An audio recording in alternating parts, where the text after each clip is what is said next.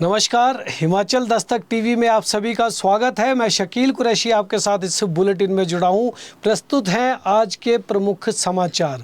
मुख्यमंत्री सुखविंदर सिंह सुक्खू ने कहा है कि आखिर पेपर लीक जैसे घटनाक्रम भारतीय जनता पार्टी की सरकार के समय में ही क्यों होते हैं। उन्होंने एक बड़ा सवाल उठाया है। उन्होंने कहा कि जब भी भाजपा की सरकार आती है, प्रदेश में होती है, तभी पेपर लीक भी होते हैं, क्योंकि इसका कारण यह है कि भारतीय जनता पार्टी की नीयत जो है वो ठीक नहीं है।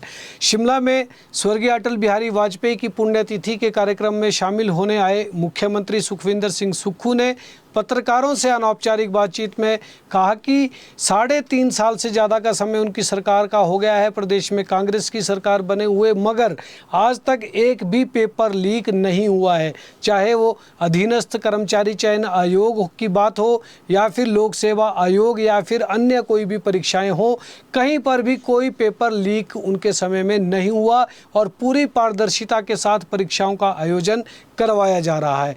इसके विपरीत मुख्यमंत्री का कहना था कि पूर्व भाजपा सरकार के समय में यहाँ पर पेपर लीक हुए और युवाओं को इसका खामियाजा भुगतना पड़ा। उन्होंने साफ तौर पर केंद्र सरकार की तरफ भी इशारा किया कि केंद्र में भारतीय जनता पार्टी की सरकार है और एनडीए सरकार के समय में नीट जैसा इतना बड़ा पेपर जो है वो लगातार लीक हुआ, जिसकी वजह से युवाओं को सड़कों पर उतरना पड़ा और बड़ा संघर्ष जो है वो किया गया। बाबा रामदेव को लेकर उन्होंने कहा कि केंद्र सरकार में भी पेपर लीक हो रहे हैं, जिससे देश के युवा भड़के हुए हैं।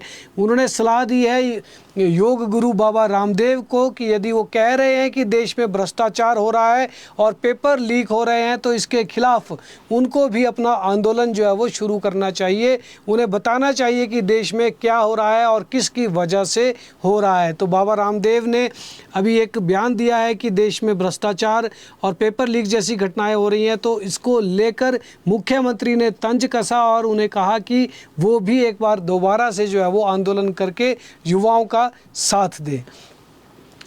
आज स्वर्गीय प्रधानमंत्री अटल बिहारी वाजपेयी की पुण्यतिथि थी और इस मौके पर पूरे प्रदेश में उन्हें याद किया गया। शिमला में भी उनकी प्रतिमा के सामने एक कार्यक्रम रखा गया था। वहां पर मुख्यमंत्री सुखविंदर सिंह सुक्खू ने उन्हें पुष्पांजलि अर्पित की और यहां सीएम ने कहा कि स्वर्गीय अटल बिहारी वाजपेयी का हिमाचल से विशेष लगाव था। वह जब भी समय मिलता तो मनाली के प्रीणी में रहने आ जाते। हिमाचल प्रदेश के लिए उनका बड़ा योगदान है। उन्होंने कहा कि वाजपेयी ऐसे व्यक्ति व राजनेता थे जो कि सभी को साथ लेकर चलते थे। आज उनके जैसे नेता कम ही मिलते हैं जो ऐसा करते हैं कि सभी को साथ लेकर आगे चले। हिमाचल उनकी पुण्यतिथि पर उनके दिए योगदान को जो है वो याद करता है। इस मौके पर भारतीय जनता पार्टी के नेता और पूर्व मुख्यमंत्री जयराम ठाकुर भी वहां पर पहुंचे थे और उन्होंने भी स्वर्गीय अटल बिहारी वाजपेयी को श्रद्धांजलि अपनी जो है वो अर्पित की। कांग्रेस और भाजपा के कई नेता जो है वो यहां पर पहुंचे थे। कांग्रेस की राष्ट्रीय महासचिव प्रियंका गांधी वाड्रा शिमला आ चुकी हैं, ऐसी जानकारी मिली है और वो छराबड़ा में अपने निजी आवास में इस वक्त वहां पर रह रही हैं। निजी दौरे पर हैं पूरी तरह से। हालांकि 18 अगस्त को उनका एक कार्यक्रम जो है वो मंडी में रखा गया है, जहां पर देवरी में आपदाग्रस्त स्कूल भवन का उनके द्वारा उद्घाटन करवाया जाना प्रस्तावित है। इस दौरान कांग्रेस के वरिष्ठ नेता उनसे मुलाकात भी जो है वो मंडी में करेंगे। कांग्रेस प्रभारी रजनी पाटिल कल मंडी पहुंच रही हैं, जो कि आज चंडीगढ़ आ चुकी हैं। मंडी में कांग्रेस नेताओं की बैठक होगी और इस बैठक में जो है वो कांग्रेस पार्टी की कई मामलों पर जो है वो चर्चा की जाएगी। हालांकि इस बैठक में प्रियंका गांधी वाड्रा रहती हैं या नहीं रहती हैं, कब तक वो वहां पर रहेंगी, ये कहा नहीं जा सकता है। लेकिन अभी तक 18 अगस्त का उनका ये कार्यक्रम जो है वो प्रस्तावित बताया जा रहा है और प्रियंका गांधी जो है वो शिमला पहुंच चुकी है। पूर्व मुख्यमंत्री एवं नेता प्रतिपक्ष जयराम ठाकुर ने कहा कि मुख्यमंत्री राष्ट्रीय महत्व के मंचों का इस्तेमाल अपनी राजनीतिक भड़ास निकालने के लिए कर रहे हैं। उन्होंने स्वतंत्रता दिवस पर शिक्षण संस्थानों के राजनीतिकरण करने के गंभीर आरोप लगाए हैं। शिमला में मीडिया से बातचीत के दौरान नेता प्रतिपक्ष जयराम ठाकुर ने कहा कि मुख्यमंत्री 15 अगस्त के मंच का उपयोग राजनीतिक मकसद और व्यक्तिगत प्रचार के लिए कर रहे हैं। उन्होंने ऐसा किया है। हर बड़े छोटे मंच से सिर्फ राजनीतिक बयानबाजी और झूठ बोलना जो है वो अत्यंत दुर्भाग्यपूर्ण, ये आरोप लगाया। उन्होंने कहा कि स्कूलों में अपनी छवि बनाने के लिए आपदा में मुख्यमंत्री द्वारा किए गए काम को दिखाकर मुख्यमंत्री आखिर क्या साबित करना चाहते थे। उन्होंने कहा कि दुर्भाग्यवश मुख्यमंत्री बच्चों को राष्ट्रीय महत्व का संदेश देने की बजाय अपनी भड़ास निकाल रहे थे। तो कल का जो कार्यक्रम हुआ 15 अगस्त का कार्यक्रम, उसमें स्कूली बच्चों को जो है वो बुलाया गया था और सारे स्कूल जो है वो खुले रखे गए थे। उसको लेकर यहाँ पर पूर्व मुख्यमंत्री जयराम ठाकुर ने आज बड़ा कटाक्ष किया है। कांग्रेस पार्टी के अध्यक्ष विनय कुमार ने 20 अगस्त को एक बैठक शिमला में बुलाई है। इस बैठक में जिला प्रभारी और जिला अध्यक्ष मौजूद रहेंगे। उनकी 3 महीने के कामकाज की समीक्षा जो है वहाँ पर की जाएगी। अभी तक उन्होंने पार्टी के कौन से कार्यक्रम किए हैं और आगे उनकी क्या रणनीति है, इस पर जो है वो विस्तार से चर्चा की जाएगी। अब बात करते हैं हम छुट्टी को लेकर। तो स्कूलों के बाद कॉलेजेस में भी छुट्टी दे दी गई है। हिमाचल प्रदेश के सभी सरकारी स्कूलों और कॉलेजों में कल 17 अगस्त सोमवार को जो है वो अवकाश रहने वाला है।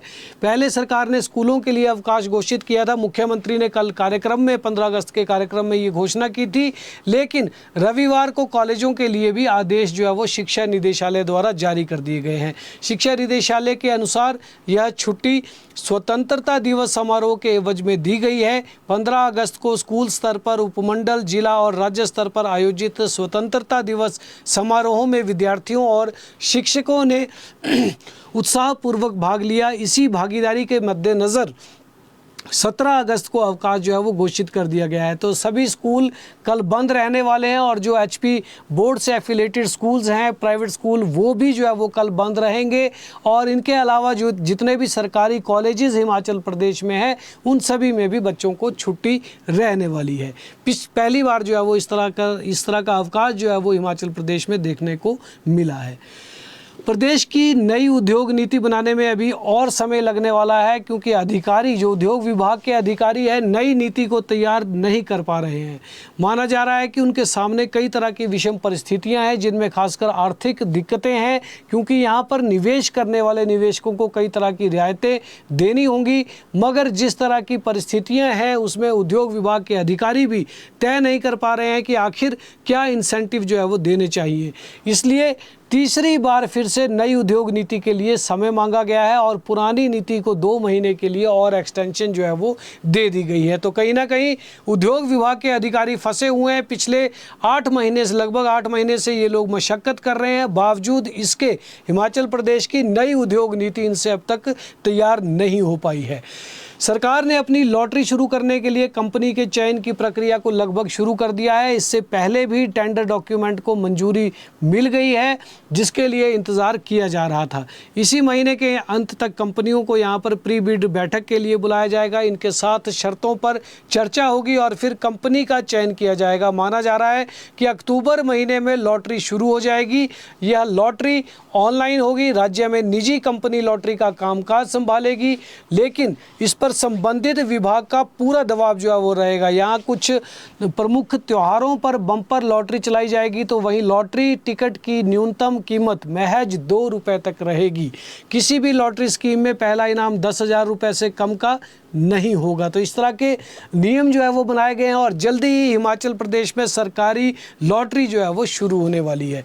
आईजीएमसी में आउटसोर्स कर्मचारी 24 अगस्त से हड़ताल पर जाएंगे। सैकड़ों कर्मियों ने सरकार से विशेष रूप से भविष्य निधि, कर्मचारी राज्य बीमा, बोनस, अतिरिक्त समय का भुगतान, वर्दी, पहचान पत्र, वेतन पर्ची और कपड़े बदलने के लिए विश्राम कक्ष देने की मांग की है। सुरक्षा कर्मियों के भविष्य निधि के जनवरी 2026 के बाद पैसा जमा ना होने का मुद्दा भी उठाया गया है। इन मांगों को लेकर आउटसोर्स कर्मचारी अब संघर्ष पर उतरने जा रहे हैं और 24 तारीख से अस्पतालों में व्यवस्थाएं जो है वो डगमगा सकती है, क्योंकि आउटसोर्स कर्मचारी वहाँ पर ड्यूटी नहीं देंगे।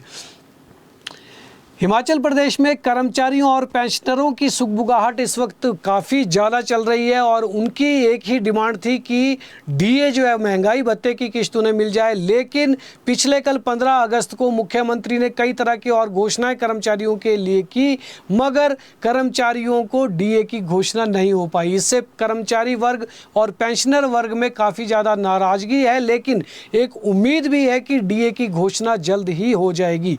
माना जा रहा है कि आने वाले दिनों में सरकार जल्दी ही इसका ऐलान करेगी, मगर इससे पहले यहाँ कर्मचारी और पेंशनर काफ़ी ज़्यादा नाराज जो है वो नज़र आ रहे हैं। राजपत्रित कर्मचारी सेवाएं महासंघ के एक गुट के राज्य उपाध्यक्ष LD चौहान ने कहा कि स्वतंत्रता दिवस पर प्रदेश के कर्मचारियों को लंबित 15% डीए और एरियर मिलने की उम्मीद थी।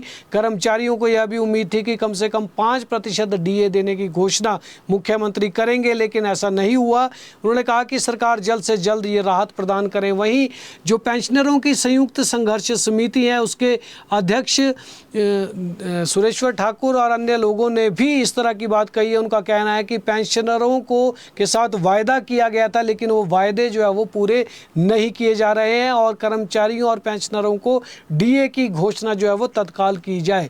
वहीं करुणामूलक आश्रितों की उम्मीद जो 15 अगस्त को पूरी नहीं हुई है, लेकिन उन्हें भी एक आस है सरकार से कि उनकी मांगें पूरी हो जाएंगी। रविंद्र अत्री जो करुणामूलक संघ के अध्यक्ष हैं ने सरकार से मांग की है कि आय सीमा को बढ़ाया जाए और जो 1600 लोग वंचित रह गए हैं उन्हें भी सरकारी नौकरी प्रदान की जाए। बार बार सरकार से इस बारे में मांग उठाई जा रही है, लेकिन समाधान जो है वो अब तक नहीं निकल पाया है। HRTC के पास नई इलेक्ट्रिक बसें आने के बाद HRTC द्वारा लाइफ पूरी कर चुकी बसों को बाहर अब करने का एक नया विकल्प मौजूद है और इसमें वो बसें शामिल हैं जो पुरानी हो चुकी हैं और डीजल बसें हैं और 15 साल की आयु उनकी पूरी हो चुकी है। 9 लाख किलोमीटर तक ये बसें चल चुकी है। HRTC डिपुओं में ऐसी बसों की सूची तैयार कर दी गई है जो पुरानी हो चुकी हैं, जिन्हें अब जल्द ही उसके बेड़े से जो है वो बाहर कर दिया जाएगा और ऐसी 148 बसें हैं जिनको HRTC जल्दी ही बाहर करने वाला है। पुलिस उप अधीक्षक विजय कुमार की ओर से लगाए गए जातिगत उत्पीड़न के आरोपों पर राष्ट्रीय अनुसूचित जाति आयोग ने कड़ा संज्ञान लेते हुए ACS होम और DGP को तलब किया है। आवश्यक दस्तावेजों के साथ इन दोनों अधिकारियों को आयोग ने बुलाया है। 20 अगस्त को दिल्ली में इस मामले की सुनवाई होगी। वरिष्ठता लाभ देने की बात करें तो हजारों कर्मचारियों की वरिष्ठता, पदोन्नति और सेवा लाभों को प्रभावित करने वाले बहुचर्चित अनुबंध सेवाकाल मामले में सरकार ने नई कवायद शुरू कर दी है। ताज मोहम्मद मामले में न्यायालयों से कर्मचारियों को मिली राहत के बाद अब रास्ता तलाशा जा रहा है कि अनुबंध अवधि को वरिष्ठता में जोड़ने के लाभ को किस प्रकार और किस दायरे में लागू किया जाए। शिक्षा विभाग को इस संबंध में सरकार ने निर्देश जारी कर दिए हैं। जल्द ही ये जो आदेश है कोर्ट का, इसकी अनुपालना जो है वो प्रदेश सरकार कर लेगी। किरतपुर मनाली 4 लेन पर सुंदरनगर के अलसू चौक में दर्दनाक सड़क हादसा हुआ है। हरियाणा नंबर की ब्रेजा कार सड़क के किनारे पार्क किए गए 2 ट्रकों और साथ से गुजर रहे एक टेम्पो से टकरा गई। हादसे में 26 वर्षीय युवक की मौत हो गई, जबकि 4 अन्य लोग गंभीर रूप से घायल बताए जा रहे हैं। हादसा इतना जोरदार था कि ब्रेजा कार बुरी तरह से क्षतिग्रस्त हो गई। घायलों को उपचार के लिए अस्पताल पहुंचाया गया है। हादसे के कारणों का अभी तक पता नहीं चल सका है। अब बात करेंगे हिमाचल प्रदेश के मौसम की, तो कल से फिर बारिश का ऑरेंज अलर्ट है।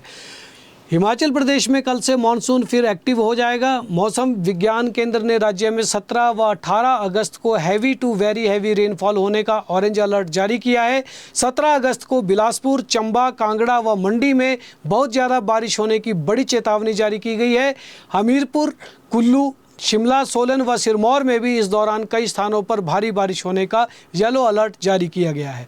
इसी तरह से 18 अगस्त को ऊना, चंबा व कांगड़ा में heavy to very heavy rainfall होने का ऑरेंज अलर्ट दिया गया है। मौसम विज्ञान केंद्र के मुताबिक इन 2 दिनों के दौरान प्रदेश के कई जिलों में मूसलाधार बारिश होगी। प्रदेश में 19 से 22 अगस्त के दौरान भी भारी बारिश होने का येलो अलर्ट जारी है। अभी तक मानसून की बात करें तो पिछले 16 दिनों में यानी अगस्त महीने में सामान्य से 18% कम बारिश रिकॉर्ड की गई है। कुल्लू, शिमला व सिरमौर को छोड़कर शेष जिलों में सामान्य से कम बारिश आंकी जा रही है। प्रदेश में बीते साल यानी 2025 के अगस्त माह के दौरान जमकर बारिश हुई थी। 2025 में 68% अधिक बारिश हुई थी, मगर इस बार बारिश जो है वो कम आंकी जा रही है। लेकिन आगामी कल से एक बार फिर हिमाचल प्रदेश में येलो अलर्ट जो है वो मौसम विभाग का आ गया है और प्रदेश के कई जिलों में मूसलाधार बारिश यहाँ पर होगी और भारी से भारी बारिश जो है वो प्रदेश में हो सकती है। इसके साथ अलर्ट जो आया है मौसम विभाग का, उसके साथ साथ जो प्रदेश सरकार का राजस्व महकमा है, आपदा प्रबंधन विभाग, उन्होंने भी आम जनता को जो है वो हिदायत दी है, एक सलाह दी है कि वो नदी नालों से जो है वो दूर रहें, क्योंकि भूस्खलन जो है वो होने की कई जगहों पर